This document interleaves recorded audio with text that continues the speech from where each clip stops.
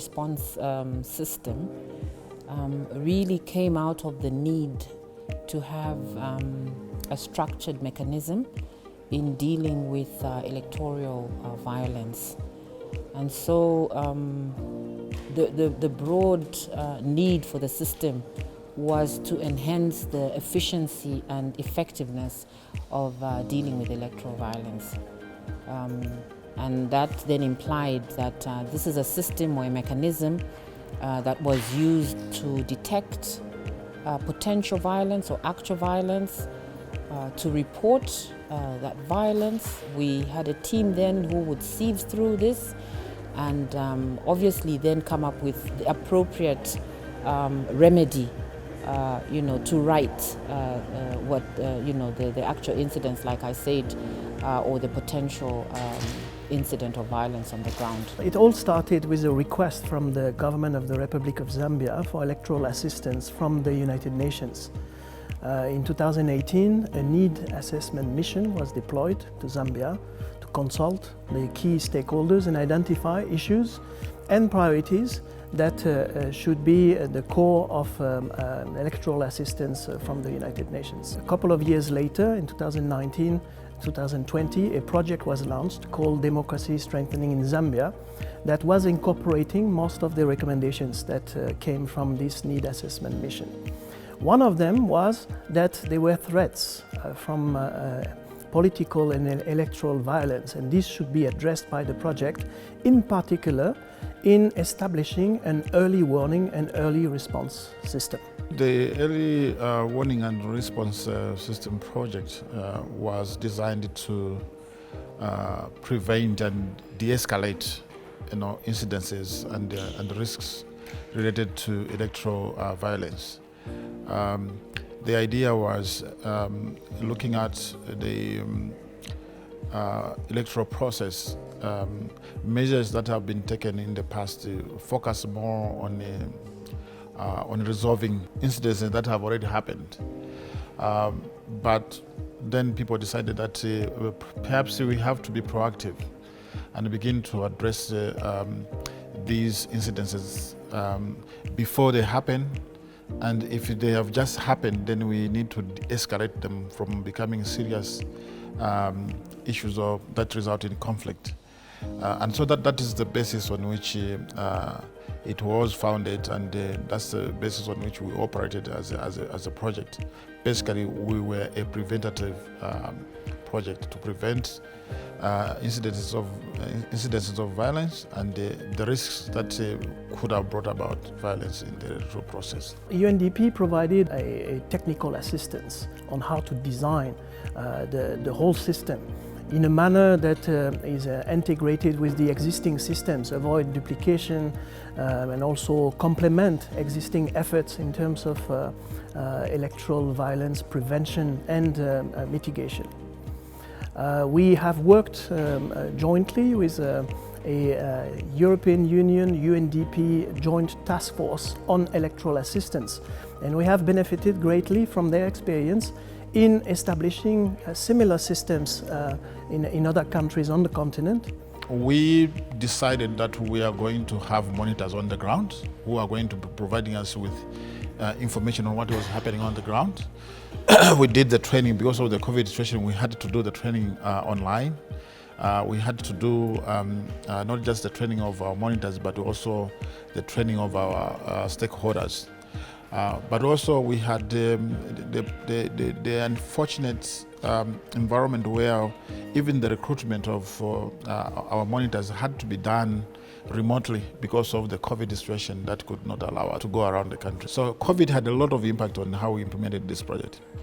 And so once we had our monitors in place, then we needed to link the whole project to the overall Human Rights Commission institutional systems. It called for every single citizen in this country to play a role as the public, understanding that political violence does infringe on the right to vote. So the significance, first of all, was knowing that there was a platform to deal with actual or potential electoral violence. the ears and eyes were the Zambian people reporting through the monitors, who in turn then, would report to the bigger collective family of the Human Rights Commission and its partners, and obviously then be able to deal, like I said, appropriately with the incident that was on the ground or the potential incidents, and then therefore in that case to minimize that escalating into political violence. And there's a very close relationship between my ability to exercise that right to vote on the day, but also my ability to be able to collect and get information from the different political parties. And so violence in whatever kind, whether actual or potential, can potentially then restrict somebody's ability to participate in the management of the public affairs of this country, and ultimately to be unable to exercise effectively their right to vote.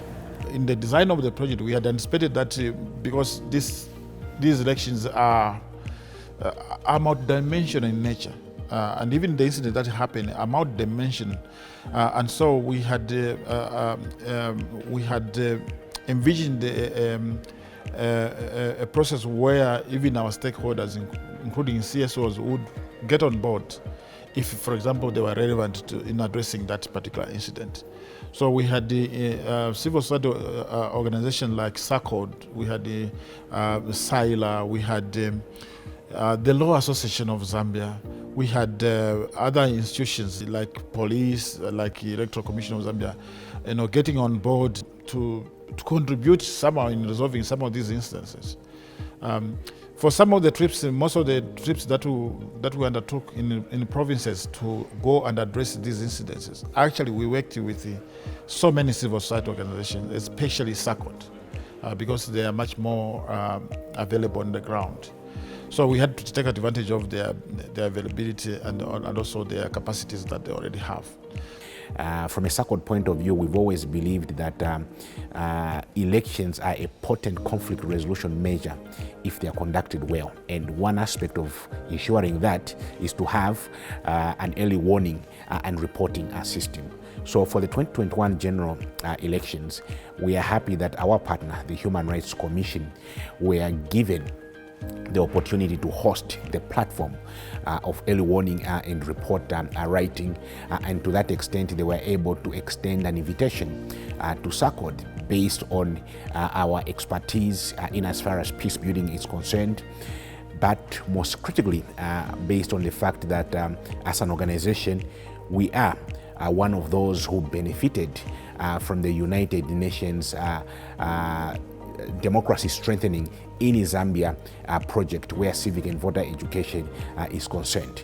So we've always had a long-standing working partnership or relationship with the Human Rights Commission on various issues, such as the reform of the Public Order Act. And when the issue of the early warning and reporting system came to the fore, it was a natural partnership for us to go into it with them, because it suited both of our mandates. That's number one. But also number two, the partners that supported the platforms were supporting both the HRC as well as SACOD.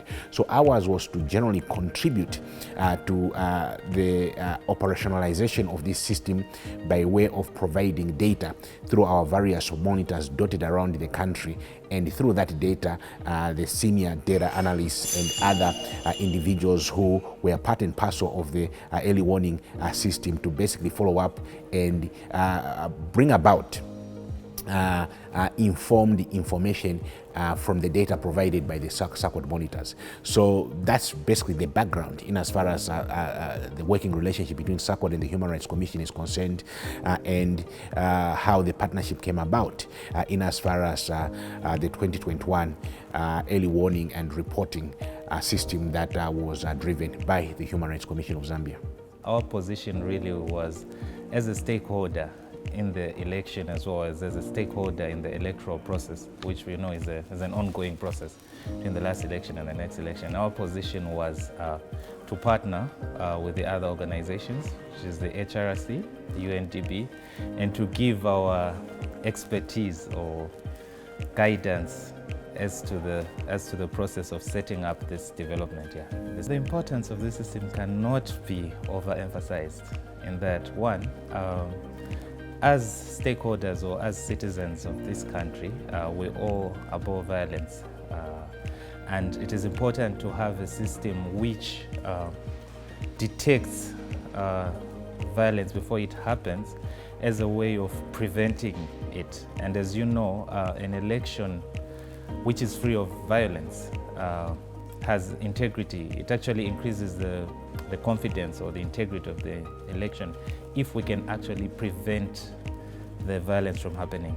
So I think having an early warning system actually makes us more proactive rather than reactive, and that we can put in interventions that will help stop things before they happen. And that goes now to the free, fair and credible elections that we all pray for. We made sure that now the monitors were supervised from our provincial officers, by our provincial investigations officers, and whatever was happening and whatever reports they were making, whatever incidents that were happening, had first of all to be dealt at the provincial level, even when they had already been reported through the system. Well, during the implementation of the system, it was, well, there are a bit of challenges here and there, but overall, it was okay in that the Commission actually had extra hands. It was not only the provincial office that was on the ground, but this time, because of this project, we had monitors throughout the districts. The response of the public to the monitors on the ground, it was actually very overwhelming, in the sense that those whose rights were violated, they had at least a recourse to report their grievance. And these monitors definitely gave attention to those whose rights were violated, and it was addressed. We also set up an AOR ID Platform. This is a platform that allowed our monitors to be able to send in information from wherever they were across the country. They were able electronically to transmit the information to headquarters, where we were able to look at what kind of report they were making. The AOR ID Platform also had a SMS gateway, and this SMS gateway allowed us, when the system could not, for example, in places where internet was intermittent, the monitors could still send the information to headquarters through the SMS gateway, which was provided for alongside the AOR ID Platform. Apart from having the AOR ID Platform, we also had a toll-free line, which was significantly enhanced in terms of, because it has been with the Human Rights Commission for quite some time. But for the purposes of implementing this project, we had to enhance the capabilities of this toll-free line. And so we had to bring on board a number of people that were going to support existing staff to make sure that it ran maybe for much longer periods, so that people are able to reach out and give us the information that they have. The Commission, first of all, without going to the specifics, the Commission was for the first time, represented across the country. And here we tried as much as possible, although of course we did not cover each of the 116 districts. We tried to cover close to 80% of all the districts in the country. I think we had around 86, 87 monitors, dotted around the country. And the successes are self-evident. Under very difficult circumstances and situation, knowing very well that we were operating in a less friendly environment, characterized by violence, especially for people who seek to hold the powers that be to account. So you can imagine that you are coming in between two parties. Normally there's somebody who's complaining against somebody who is doing something wrong, and then you come in between to try and find a solution. And so we are very happy that for over 311 in excess of 330, incidences, because we had risks as well as incidences that were reported through this early warning and early response system. And so once information reached our headquarters, we had set up a very vibrant team of young persons that were processing all the information that was coming in across the country, from our monitors, from ordinary citizens, from people who decided probably to walk in our offices. And after processing that information and establishing whether that information was truly relevant to the objectives of the project, and then once that verification of the truthfulness, the credibility of the report has been done by this team, then it's passed on to another team within the situation room of analysts. These analysts looked at this information and said, okay, we have this incident that have been reported from this part of the country, and this is how this incident happened, or maybe it's about to happen in case of risks, and what should we do? And so they would advise our response team from the Human Rights Commission, which was anchored around our department for investigations. By default, I am responsible for overseeing the execution of the investigations once we receive reports about issues that require follow-ups and investigations. That falls within my portfolio. It also is a portfolio that deals with the redress part. So yes, there's a report, there's an investigation, then what? So it's always the question of then what do you do to ensure where you do find that there's a violation, that the party or the victim is fully redressed in order for them then to pick up the pieces and move forward. Specifically under the early warning and early response system, I was responsible for the coordination of the responses, the coordinated responses, because as you'd imagine, this particular system was built around a coordinated response. So you've got synergies from different stakeholders, CSOs, as well as law enforcement and other partners, where we would share information, and depending on the mandate, that particular situation is redressed in line with existing legal framework and mandate of a given institution. There was a case in Mufrila, and the monitor was on the ground.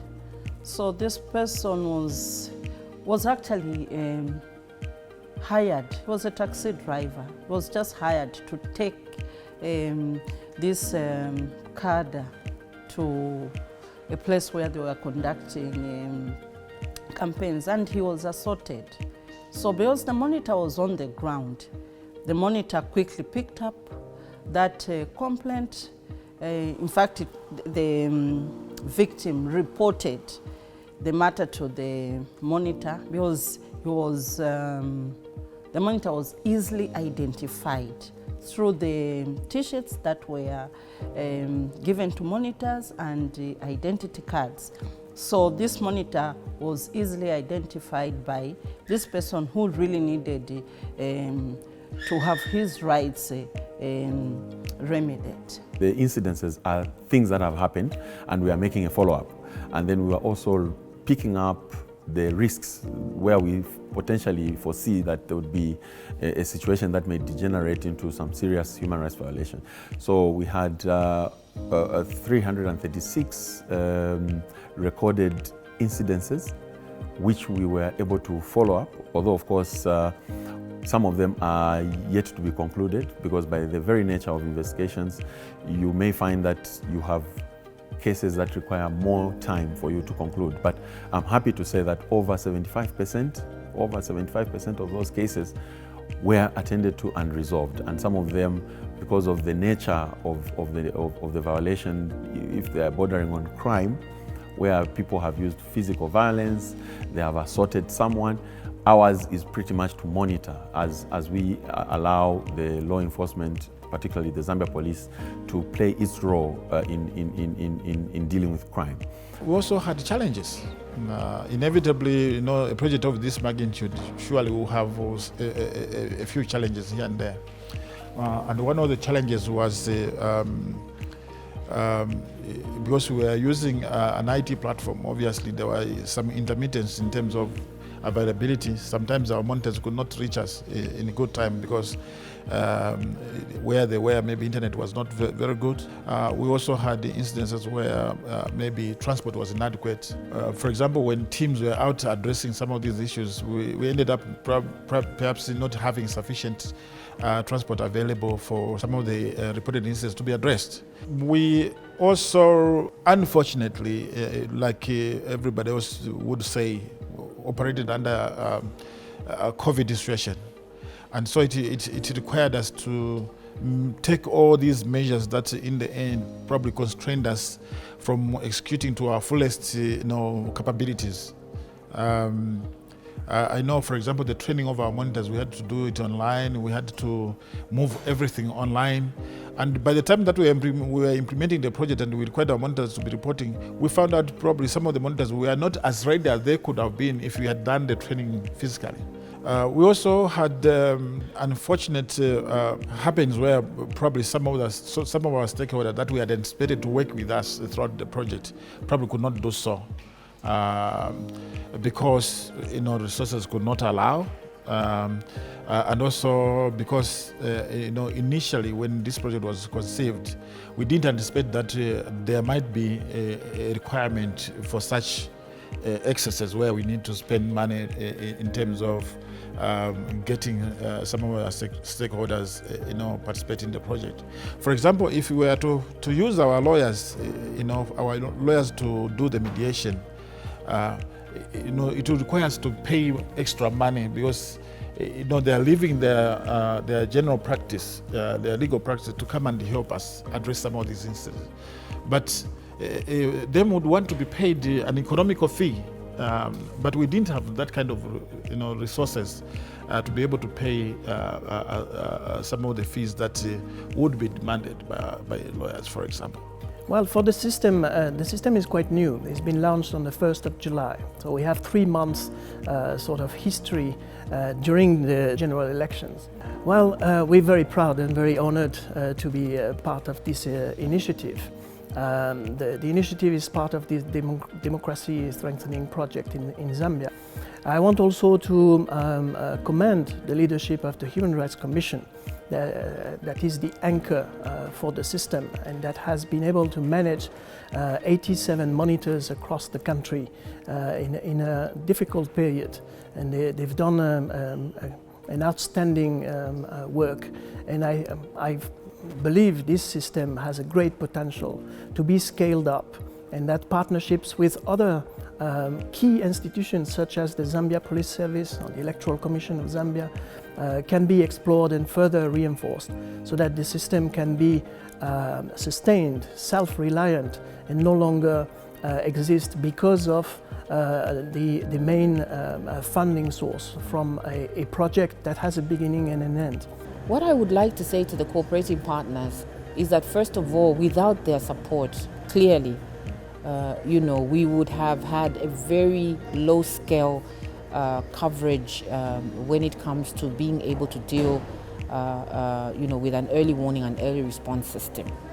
So I think that hats off for coming to the table, believing in the Commission and its partners, and giving the country a chance, through the Commission and its partners, to really demonstrate that a mechanism such as this one, in fact, de-escalates political violence.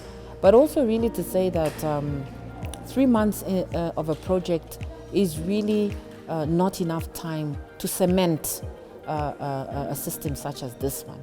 So I'm hoping that the cooperating partners can give an ear to the Commission and its partners to, if you like, share with them where we see this going, and how much support we require to take us to a level where we're able to sustain and stand on our own with a system such as this one.